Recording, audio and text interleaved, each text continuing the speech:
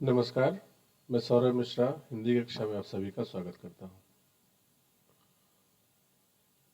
आज हम लोग पढ़ेंगे पाठ नेताजी का चश्मा, जिसे लिखा है स्वयं प्रकाश जी ने। पाठ शुरू करने से पहले स्वयं प्रकाश जी के बारे में थोड़ा जान लेते हैं। स्वयं प्रकाश का जन्म सन 1947 में इंदौर, मध्य प्रदेश में हुआ। मैकेनिकल इंजीनियरिंग की पढ़ाई करके एक औद्योगिक प्रतिष्ठान में नौकरी करने वाले स्वयं प्रकाश का बचपन और नौकरी का बड़ा हिस्सा राजस्थान में बीता।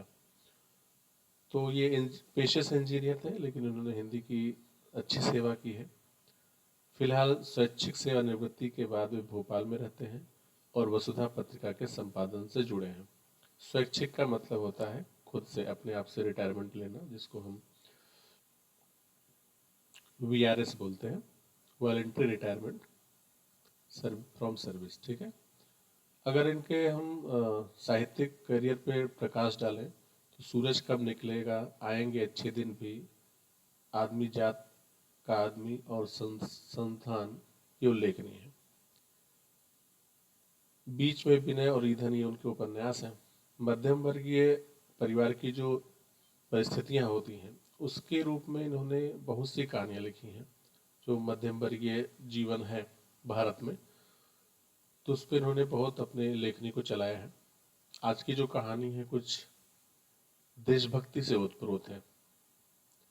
तो हम लोग पढ़ेंगे नेताजी का चश्मा। आप लोग बहुत भली प्रकार परिचित होंगे नेताजी के बारे में। नेताजी का पूरा नाम सुभाष चंद्र बोस, जिसे हम नेताजी के नाम से जानते हैं।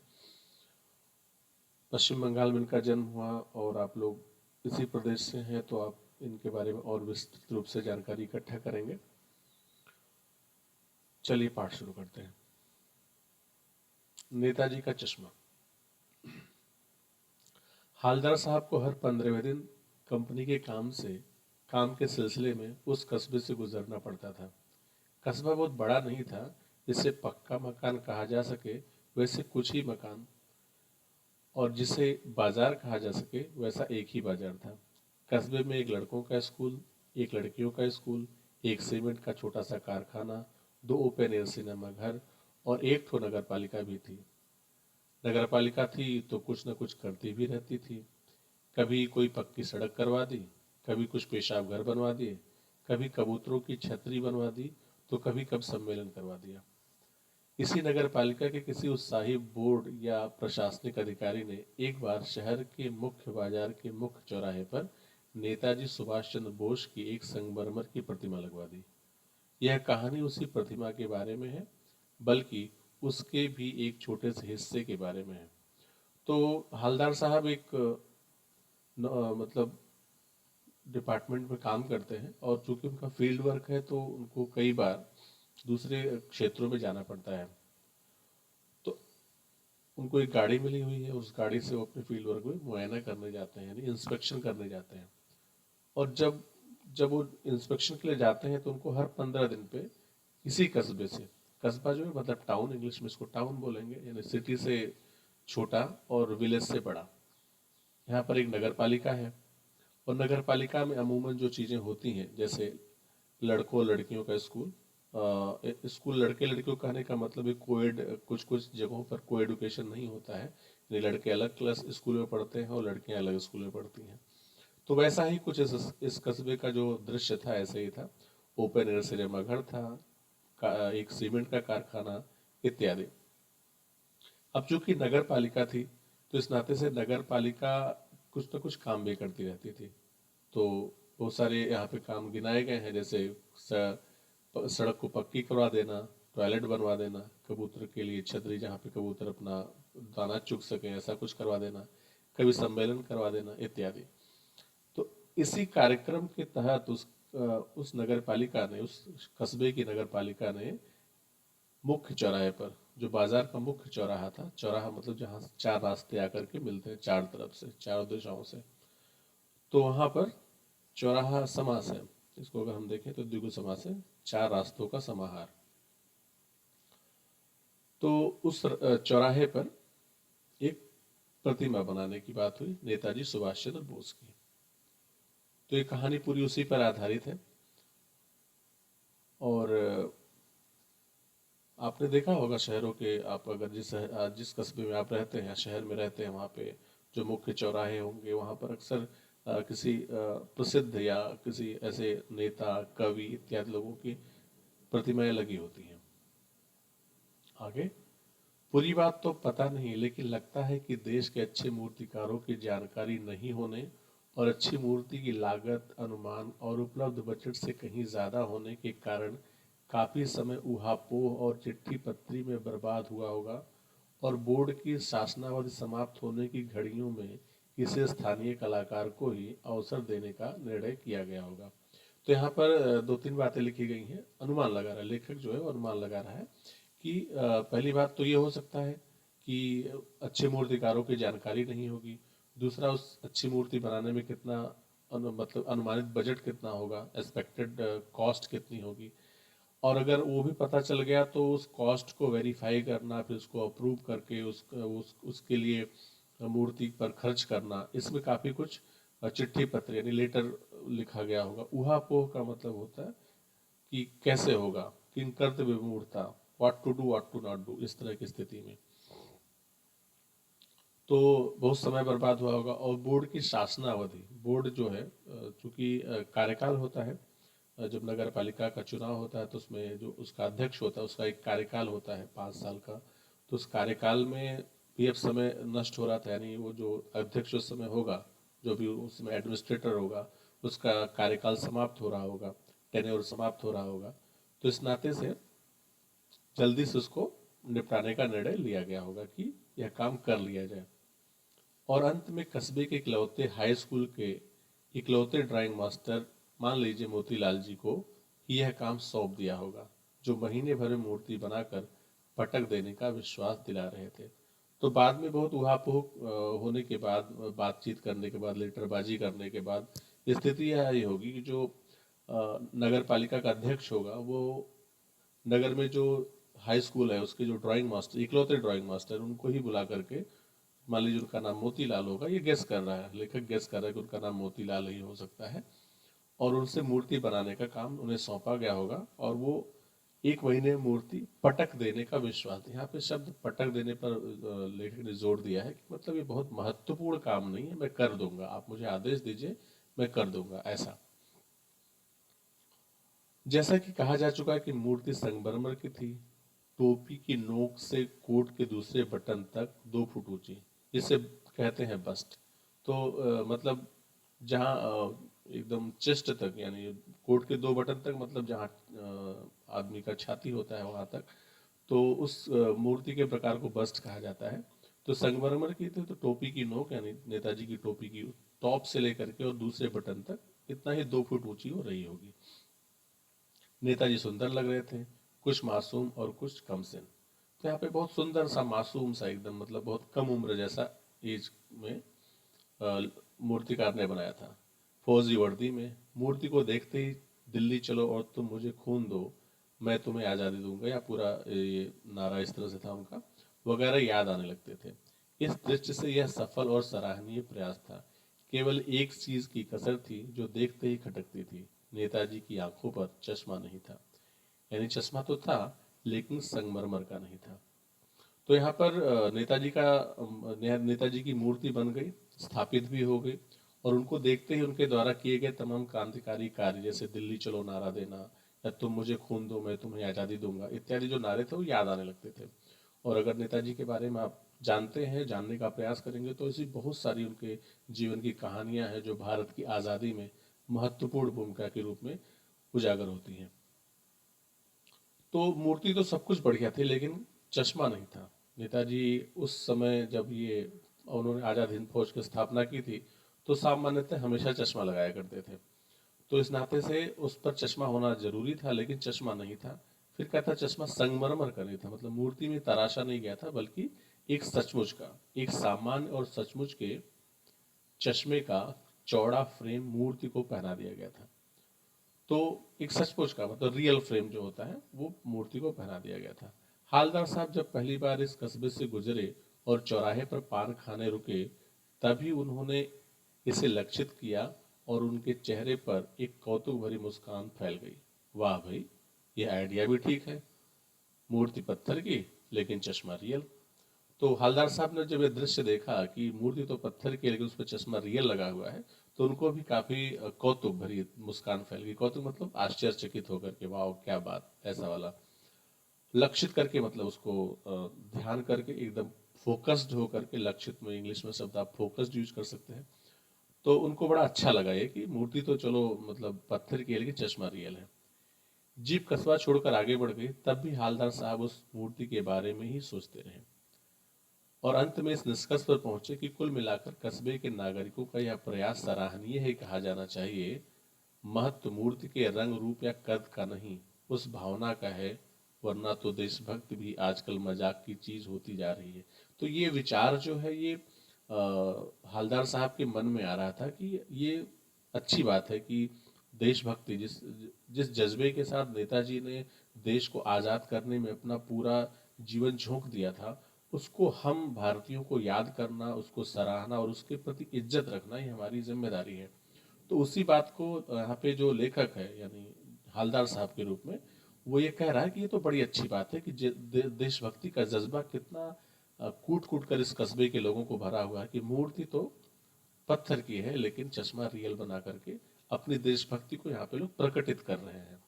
ठीक है, वरना तो आजकल अगर आप देखें तो देशभक्ति भी एक मजाक की चीज है, देशभक्ति कोई करने की चीज होती है। सामान्यतः अगर थोड़ा सा आप इसको अपने जीवन से जोड़ करके देखें तो दो तीन पर्व आते हैं जब आप देशभक्ति को थोड़ा सा सेलिब्रेट करते हैं, जिसमें इंडिपेंडेंस डे और रिपब्लिक डे दो बहुत पूर्ण है, यानी स्वतंत्रता दिवस और गणतंत्र दिवस।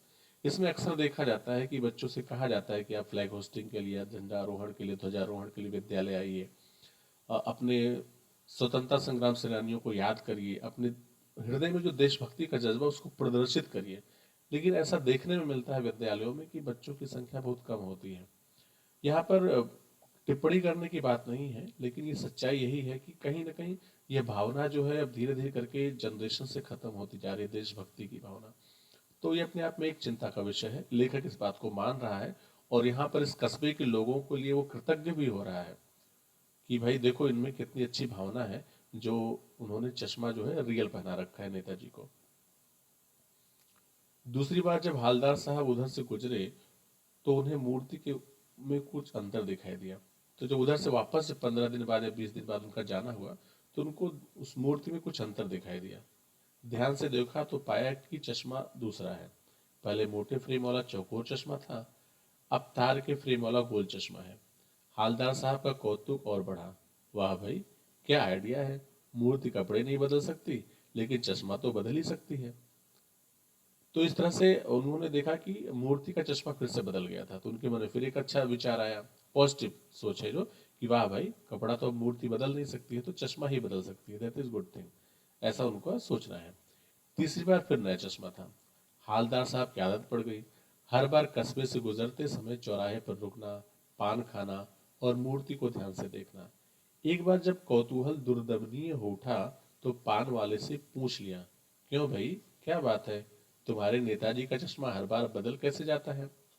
दुर्दमनीय शब्द यहाँ पे आया। दुर्दमनीय तो जो जिसका दमन ना हो सके, जिसको नष्ट ना किया जा सके, ऐसा जब हो जाए तो उनका यहाँ पे कौतूहल जो आश्चर्य है वो एकदम अभी समाप्त नहीं किया जा सकता है। ऐसा जब स्थिति आ गई 3 से 4 बार में, तो उन्होंने कहा कि लाओ इसकी जिज्ञासा कर ही लेते हैं, इसकी जानकारी पता ही कर लेते हैं कि क्यों ये चश्मा बदल जाता है।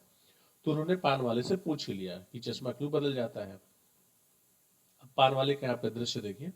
पान वाले के खुद के मुंह में पान ठूसा हुआ था।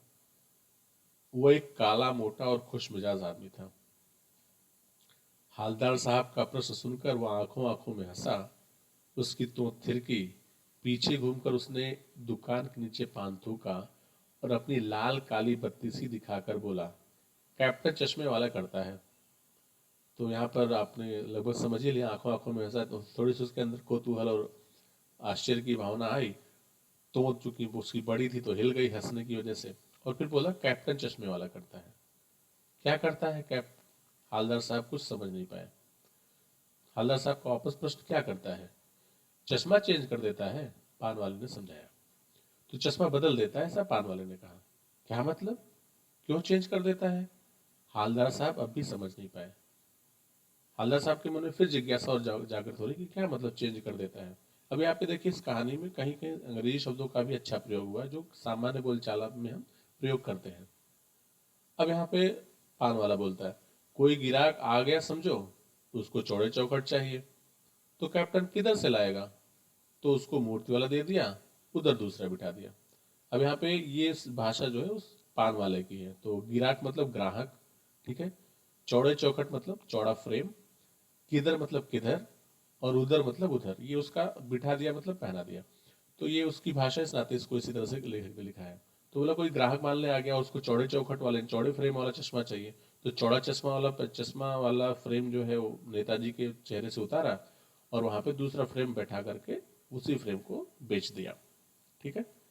अब हालदार साहब को बात कुछ कुछ समझ में आई। एक चश्मे वाला है जिसका नाम कैप्टन है, उसे नेताजी के बगैर चश्मे वाली मूर्ति बुरी लगती है, बल्कि आहत करती है, मानो चश्मे के बगैर नेताजी को असुविधा हो रही हो। इसलिए वह अपनी छोटी सी दुकान में उपलब्ध गिने चुने फ्रेमों में से एक नेताजी की मूर्ति पर फिट कर देता है। लेकिन जब कोई ग्राहक आता है और उसे वैसे ही फ्रेम की दरकार होती है जैसा मूर्ति पर लगा है, तो कैप्टन चश्मे वाला मूर्ति पर लगा फ्रेम संभवतः नेताजी से क्षमा मांगते हुए लाकर ग्राहक को दे देता है और बाद में नेताजी को दूसरा फ्रेम लौटा देता है। वाह भाई, खूब, क्या आइडिया है। तो आपने लगभग समझ लिया यहाँ पे क्या लेखक कह रहा है कि इस तरह से वो जो नेता कैप्टन चश्मा वाला है वो नेताजी को चश्मे पहनाता है और उससे उतार करके दूसरे को बेचता है। लेकिन भाई एक बात अभी भी समझ में नहीं आई। हालदार साहब ने पान वाले से फिर पूछा, नेताजी का ओरिजिनल चश्मा कहाँ गया। तो ये फिर से नेताजी का प्रश्न था कि ओरिजिनल चश्मा कहाँ गया, रियल चश्मा कहाँ गया। पान वाला दूसरा पान मुंह में ठूस चुका था। दोपहर का समय था, दुकान पर भीड़ भाड़ अधिक नहीं थी, पर वह फिर आंखों आंखों में हंसा। उसकी तो थिरकी, कत्थे की डंडी फेंक पीछे मुड़कर उसने नीचे पीक थूकी और मुस्कुराता हुआ बोला, मास्टर बनाना भूल गया। तो वापस वही दृश्य कि उसने पान की पीक थूकी और बोला मास्टर बनाना भूल गया। पान वाले के लिए मजेदार बात थी, लेकिन हालदार साहब के लिए चकित और द्रवित करने वाली। यानी वह ठीक ही सोच रहे थे, मूर्ति के नीचे लिखा मूर्तिकार मास्टर मोतीलाल वाकई कस्बे का अध्यापक था। अब यहाँ पर ये बात द्रवित करने वाली जो समझ में, चकित और द्रवित, चकित मतलब एकदम स्टॉनिस्ट करने वाली, और द्रवित मतलब दिल को बुरा लगने वाला। मतलब द्रवित होना मतलब द्रव का मतलब होता है पानी, और द्रवित यहाँ पे इत प्रत्यय लगा हुआ है तो मतलब पानी जैसा हो जाना, दुखी हो जाना। तो चकित स्टॉनिस्ड भी कर रही थी और दुखी भी कर रही थी एक साथ में, कि कोई कैसे नेताजी की जब मूर्ति बना रहा है तो चश्मा बनाना भूल जाएगा। क्या नेताजी के जो जो छवि है, क्या वो किसी के मन में नहीं हो सकती है कि वो इस तरह का इतना बड़ी भूल कर सकता है। तो यहाँ पर वही मास्टर मूर्तिकार जो मोतीलाल है वास्तव में वाकई कस्बे के मास्टर थे। बेचारे ने महीने भर में मूर्ति बनाकर पटक देने का वादा कर दिया होगा, बना भी ली होगी, लेकिन पत्थर में पारदर्शी चश्मा कैसे बनाया जाए, कांच वाला, यह तय नहीं कर पाया होगा, या कोशिश की होगी और असफल रहा होगा, या बनाते बनाते कुछ और बारीकी के चक्कर में चश्मा टूट गया होगा, या पत्थर का चश्मा अलग से बनाकर फिट किया होगा और वह निकल गया होगा। उफ। अब यहाँ पे बात तो समझ में आई उसे कि चश्मा नहीं है, ये दुख की बात है, लेकिन फिर भी लेखक यहाँ जो हालदार साहब हैं वहां पर वो पॉजिटिव ही सोच रहे हैं कि चश्मा क्यों नहीं लगा होगा। तो उसके लिए उन्होंने तमाम संभावित कारण सोचे होंगे कि बनाते समय एक महीने में चूंकि मतलब सबसे टाइम जो है कम है, तो टाइम कम है इस नाते से उसको जल्दी बनाना है, तो उस चक्कर में पारदर्शी चश्मा नहीं बन पाया होगा, या बाद में सोचा होगा कि एक चश्मा बना करके उसको फिट कर देंगे, या बनाते समय उसको ज़्यादा कारीगरी के चक्कर में, उसको ज़्यादा फिनिशिंग देने के चक्कर में टूट गया होगा। इस तरह की तमाम ऊहापोह इस वाली स्थिति, तमाम मन में ऐसी भावना उत्पन्न हो रही थी जो किसी सही निष्कर्ष पर उन्हें नहीं पहुंचा रही थी। ठीक है। तो इसी ऊहापोह में हालदार साहब लगे हुए थे। तो आज क्या करते हैं, यहाँ पे क्लास ये समाप्त करते हैं। अगली कक्षा में इसके आगे की कहानी हम जानेंगे। तो तब तक के लिए धन्यवाद।